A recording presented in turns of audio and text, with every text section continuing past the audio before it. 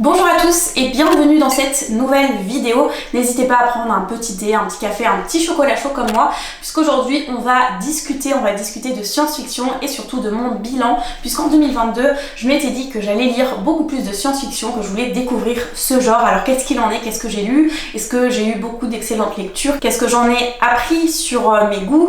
Bref, on va faire un petit tour d'horizon sur mon ressenti autour de la science-fiction après avoir lu pas mal de livres en 2022 de ce genre-ci. Pour commencer, on va un petit peu revenir sur ma réflexion autour de la science-fiction et du genre, de pourquoi, du comment je me suis lancée dans cette aventure.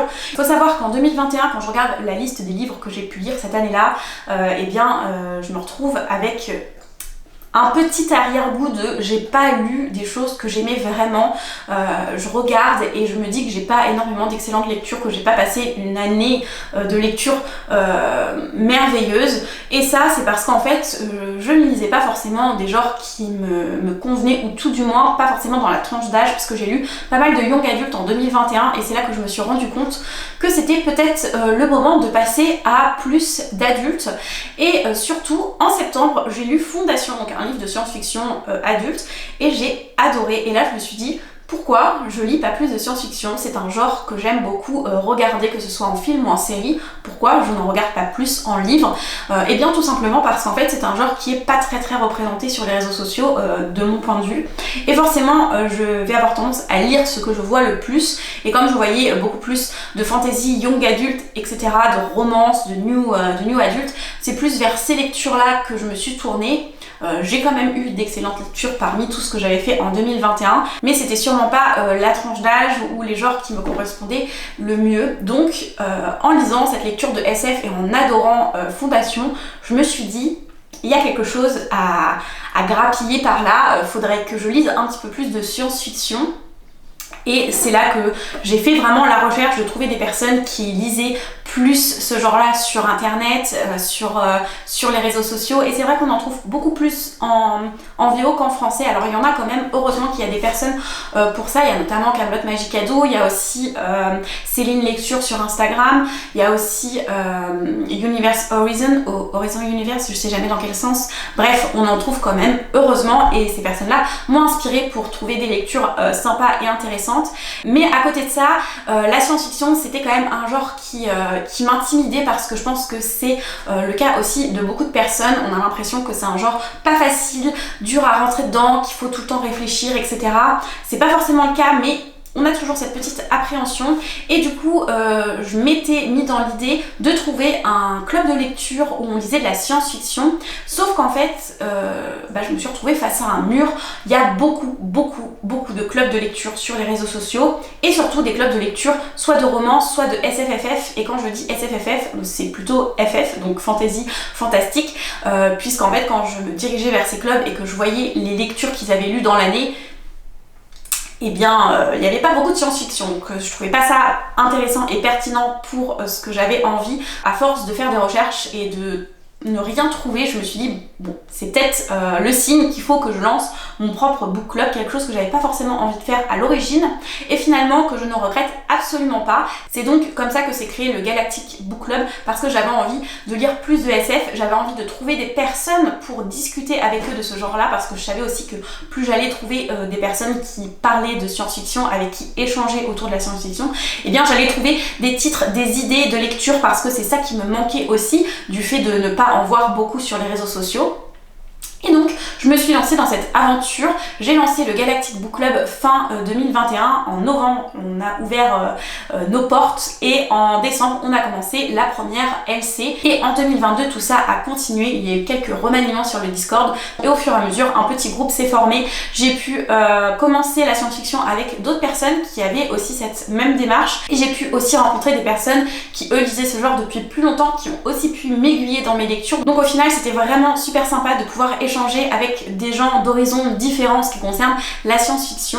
Et donc sur cette année 2022, combien j'ai lu de livres au total de science-fiction, sachant que j'ai lu au total 71 livres, et bien sur ces 71 j'ai pu lire 36 livres de science-fiction, ce qui est en fait la moitié, donc au final c'est plutôt pas mal, sachant que je m'étais fixé un objectif de 24 livres. Alors ce chiffre 24 ne venait pas de nulle part, c'est parce qu'à l'origine le Galactic Book Club c'était 2 LC par mois, donc ça faisait 24 lectures dans l'année.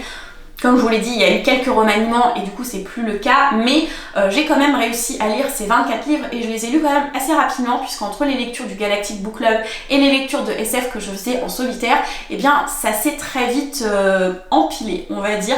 J'ai un petit peu ralenti le rythme en fin d'année parce que j'avais aussi d'autres lectures que j'avais envie de faire, parce que je suis une lectrice qui aime lire pas mal de genres différents, donc j'avais d'autres envies aussi. La moitié de mes lectures ça correspond quand même à de la science-fiction, ce qui est déjà beaucoup. Je ne vais pas vous parler en détail de tous les livres de science-fiction que j'ai pu lire au cours de cette année 2022, ça serait beaucoup trop long, mais je vais quand même tous vous les énumérer et vous dire lesquels ont été d'excellentes lectures, voire des coups de cœur, et lesquels ont été des déceptions. On va essayer de faire ça de façon assez dynamique et ça va vous donner un petit peu une vision d'ensemble sur mon année de SF, et ensuite on rediscutera un petit peu sur voilà, les avantages de l'ASF de mon point de vue et ce que ça m'a rapporté cette année.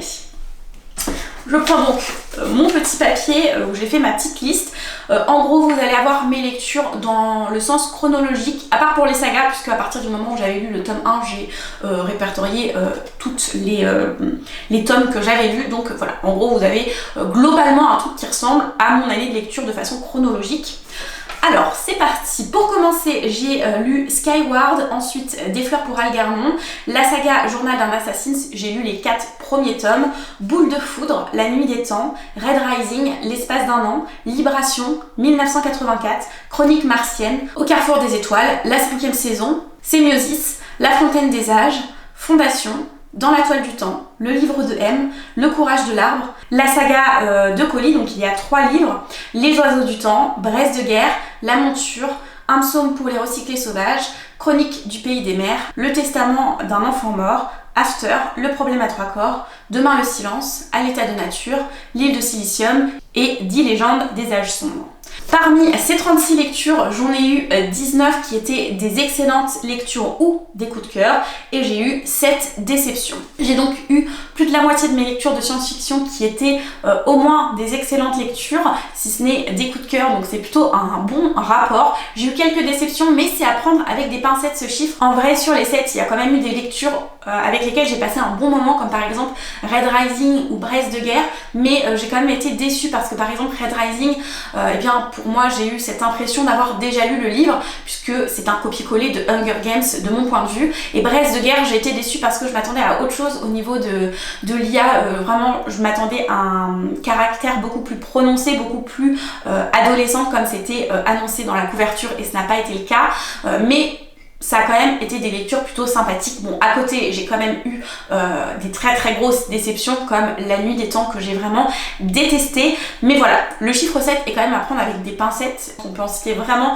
2 dans les big déceptions. Il y a eu La nuit des temps et aussi Courage de l'arbre. Donc au final, c'est plutôt une bonne année de science-fiction pour ma part. J'ai adoré découvrir tous ces livres, tous ces univers, tous ces concepts. Vraiment, c'était super intéressant. Et on va en venir un petit peu à ce que j'en retire. Déjà, ce que je peux en dire, c'est que la SF, c'est un genre très vaste, avec beaucoup de sous-genres différents. On va pouvoir lire plusieurs livres de science-fiction d'affilée sans forcément avoir cette impression de redondance que personnellement j'ai en lisant parfois d'autres genres, voilà, où j'ai besoin en fait de lire d'autres types de lectures entre deux pour pas me lasser. La science-fiction, c'est pas vraiment le cas pour moi, je peux en lire plusieurs d'affilée sans problème, parce que soit c'est des thèmes que j'adore, soit je peux alterner avec des sous-genres complètement différents. Par exemple, si on prend Des fleurs pour Algernon, la science c'est quelque chose qui va être important pour le point de départ de l'histoire, mais qui ne va pas prendre toute la place dans le livre. Au contraire, en fait, ce qui nous intéresse, c'est juste de savoir que le protagoniste va subir une opération, mais ce qui va nous intéresser réellement dans ce livre, c'est toutes les conséquences psychologiques de cette opération sur le protagoniste, et c'est vraiment du coup tout le côté développement du personnage qui va prendre le relais. À côté de ça, on a d'autres livres, comme par exemple Dans la toile du temps, où là on va être sur la création d'une société un petit peu particulière, sur une sur une planète terraformée hyper intéressante. Vraiment, j'avais adoré ce point de vue là. Et à côté, on a aussi le point de vue des humains qui, eux, voyagent dans l'espace à la recherche d'une nouvelle planète pour les accueillir. Il y a aussi des ellipses temporelles. Bref, ces deux livres sont totalement à l'opposé et pourtant c'est deux livres de science-fiction. On a aussi par exemple le livre de M qui est plutôt un livre de post-apo où là on va se concentrer sur les conséquences d'un phénomène un petit peu particulier, sur ce que ça va avoir à l'échelle mondiale sur la planète et sur des personnes aussi en particulier. Donc voilà, on va trouver des choses très différentes, on va pouvoir varier nos lectures au sein même de ce genre-là, et c'est ça que je trouve super bien en science-fiction. Ça peut être aussi un point négatif parce que du coup il y a beaucoup de choses et on peut aussi trouver des thèmes qui nous plaisent moins, mais c'est comme tout, je pense qu'au fur et à mesure on arrive à affiner nos goûts et à savoir ce qui nous plaît et à mieux choisir nos lectures. Donc ça c'est aussi un travail de recherche. D'ailleurs, en parlant de ce qu'on aime ou pas, je peux clairement dire que mon type de personnage préféré, je le retrouve uniquement en science-fiction, puisque c'est l'intelligence artificielle. J'adore tout ce qui est IA et les personnages comme par exemple Monono. Vraiment mon personnage préféré, j'aime tellement ce personnage là dans la saga Rempart. Il y a aussi M-Bot dans Skyward. Dans un autre genre on peut aussi retrouver tout ce qui est quête identitaire à travers l'intelligence artificielle dans Libération. C'était vraiment super intéressant, ce point de vue qui change un petit peu, vraiment j'ai adoré. Il y a aussi par exemple dans Journal d'un Assassin avec tout son côté hyper pessimiste, cet humour vraiment sombre que j'ai beaucoup aimé, et ce côté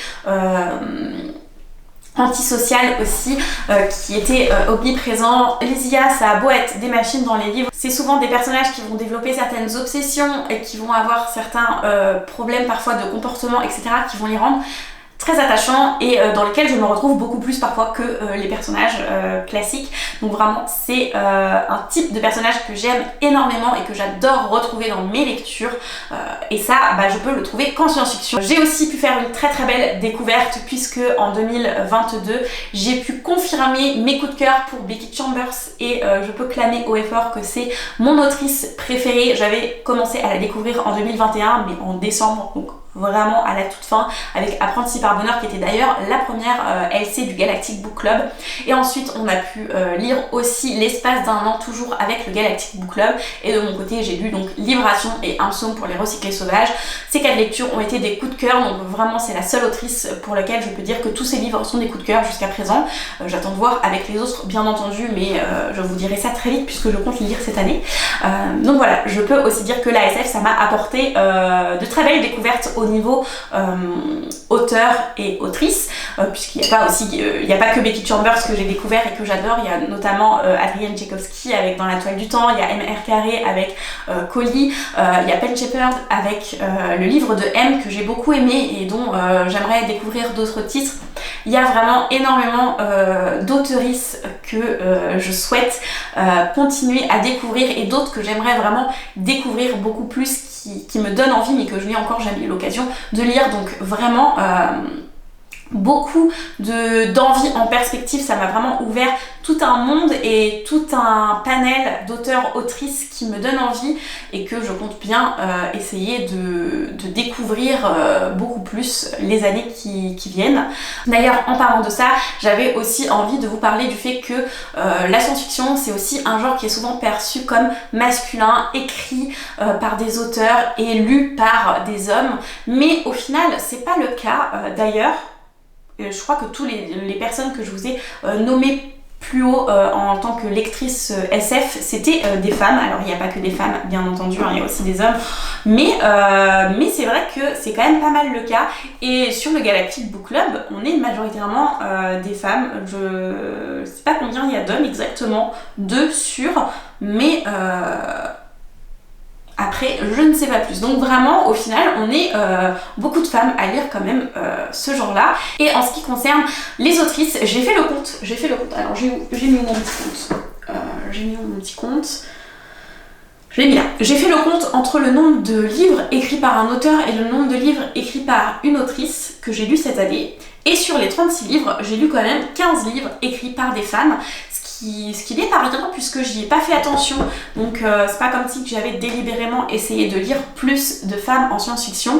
Ça montre bien qu'il y a des femmes qui ont écrit de la science-fiction et qui ont écrit des choses parfois très avant-gardistes. On peut être sur des récits où le genre a une place importante et très différente de ce qu'on a l'habitude, par exemple avec Ursula Le Guin ou même avec Anne Leckie par exemple. Certes, Anne Leckie, je ne l'ai pas lu en 2022, mais j'ai lu cette année, et voilà, c'est des livres qui ont été écrits il y a quand même plusieurs années, je ne saurais pas vous dire quand exactement, mais je crois que Anne Leckie, peut-être début des années 2000, je ne sais plus. En tout cas, Ursula Le Guin, c'était bien avant. C'est quand même des thèmes très avant-gardistes en ce qui concerne le genre, et du coup c'est super intéressant de pouvoir lire ce genre de livres qui datent, mais qui pourtant sont parfois plus avancés que d'autres livres qu'on peut lire actuellement. Voilà. Alors certes, tout n'est jamais parfait, puisqu'il y a quand même des pensées de l'époque qui peuvent revenir, qui sont autres, mais vraiment c'est super intéressant, on en apprend beaucoup et ça nous fait réfléchir. C'est un autre point que j'aime beaucoup dans la science-fiction, c'est qu'on peut très bien trouver des livres qui vont nous faire réfléchir, qui vont nous mettre face à nos propres contradictions. Là je pense notamment à L'Aventure, qui était un livre où les hommes sont utilisés un peu comme des chevaux par les aliens, et vraiment ça nous montre à quel point on peut avoir des comportements bizarres et pas toujours réfléchis en ce qui concerne les animaux. Ça nous met vraiment face à nos propres comportements, c'est super intéressant. On va avoir d'autres sujets qui peuvent être abordés, notamment la société, qui est quand même un sujet grandement abordé en science-fiction, par exemple avec 1984. Voilà, il va y avoir plein de choses qu'on va pouvoir aborder en science-fiction qui vont nous permettre de réfléchir sur notre société actuelle, sur notre façon de penser à nous. Et à côté, on peut aussi trouver des livres beaucoup plus light et qui sont beaucoup moins dans cette recherche de réflexion, de dénonciation, etc. Donc vraiment, il y a pour tous les goûts au final, et c'est ça que j'aime dans ce livre. C'est ce que je disais aussi avec le fait qu'il y ait plein de sous-genres différents. Et bien voilà, je trouve vraiment que la science-fiction c'est un genre qui mérite beaucoup plus d'attention, parce qu'au final il y a tellement de choses diverses et variées qu'il y a forcément des choses qu'on peut trouver intéressantes et qu'on peut aimer en science-fiction. D'ailleurs, ça me fait penser, qu'en parlant avec d'autres personnes ou même en voyant certains livres passer sur les réseaux sociaux, petit poil de saut, et bien la science-fiction c'est un genre aussi qui est mal connu, dans le sens où beaucoup lisent des livres qui sont de la science-fiction, qui sont pas forcément les classiques hyper connus, etc. Mais du coup en fait ils ne les classent pas forcément de la bonne façon.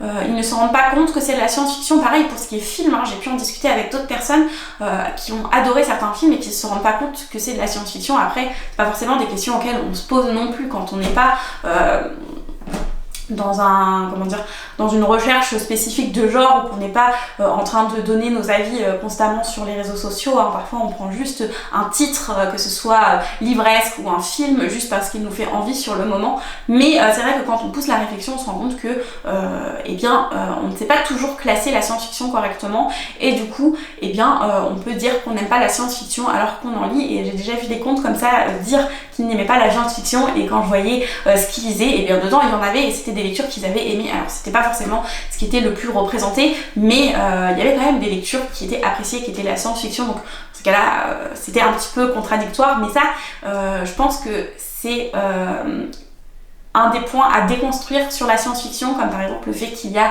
que des auteurs, le fait que la science-fiction aussi c'est que des batailles galactiques, donc que c'est un genre en final très restreint alors que c'est pas le cas, ou même que la science a une place toujours hyper importante et hyper poussée, et que du coup si on n'a pas bac plus je sais pas combien, on peut pas suivre. Ça aussi c'est quelque chose de totalement faux, puisque si vous lisez Des fleurs pour Algernon, si vous lisez Skyward qui est plus young adulte, si vous lisez Becky Chambers, si vous lisez le livre de Collie, le livre de M, franchement, je dis toujours les mêmes titres, mais il y en a plein d'autres. Bref, je vais pas tous vous les énumérer, mais tous ces livres-là n'ont pas besoin d'avoir un bac plus je sais pas combien pour comprendre. C'est même des livres où il n'y a pas forcément besoin d'avoir un attrait pour la science. Je pense que les livres qui vont être plus durs, potentiellement ça va plus être la hard SF, où là la science en effet va avoir une place importante, mais là encore c'est pas forcément des livres compliqués, c'est des livres où il va y avoir des concepts scientifiques poussés, mais en général les auteurs savent très bien y faire pour que même si on comprend pas tout les tenants et aboutissants du principe en lui-même, on arrive à comprendre le sens dans sa globalité et en quoi ça va servir à l'histoire, et c'est ça qui est important. Je pense notamment à Boule de foudre où je trouve que l'auteur maîtrise super bien tout ça et que c'est une très bonne entrée en la matière pour la hard SF du coup. Après, en effet, il faut avoir un attrait pour la science parce que c'est quand même omniprésent, et si on n'aime pas la science, bah, on risque de pas aimer ce genre de livre. Donc voilà, c'est plus au niveau de notre attrait pour la science que ça va avoir de l'importance, je pense. Après, il y aura sûrement des livres plus ardus que d'autres, hein. Je me suis parfois confrontée à des livres plus compliqués pour moi, mais qui ne le seront peut-être pas pour d'autres. Ça dépend aussi de nos approches en termes de science et de compréhension. Donc vraiment, voilà, c'est ouvert à tout, il faut tester. Moi, c'est vraiment vers ça que je veux aller. C'est ne pas me fermer à quelque chose parce que j'ai peur de rien comprendre ou quoi que ce soit. Juste, je me lance. Si je comprends rien, au pire, et c'est pas grave. J'abandonne, je lis un autre livre. Et parfois, ne rien comprendre, c'est aussi ce qui fait l'expérience en soi du livre. Et c'est ce qui est cool d'essayer de démêler les choses et tout. Moi, c'est quelque chose que j'aime beaucoup faire. Donc, si vous aimez ça, eh bien, en science-fiction, on peut aussi trouver notre bonheur là-dessus. Alors, pas que en science-fiction, bien sûr, mais voilà, ça peut être des choses aussi intéressantes pour faire des hypothèses et tout. Vraiment, ce côté-là, j'ai adoré quand on a fait ça avec notre LC de Boule de foudre, ou même la LC qu'on est en train de faire, enfin elle est finie, mais moi j'ai pas fini, de la Lucie de l'Ancillaire. Certes, comme je l'ai dit, c'était pas un livre que j'ai lu en 2022, mais voilà, ça reste ce genre de livre. Me revoilà après avoir nettoyé ma catastrophe. Je sais même pas si vous l'avez vu en vrai, si c'était dans le champ ou pas, mais j'ai renversé en gros du chocolat chaud partout, sur moi et par terre. Voilà, ça c'est parce que je parle trop en fait, il faut que je boive aussi parce que sinon je renverse tout à côté à la place.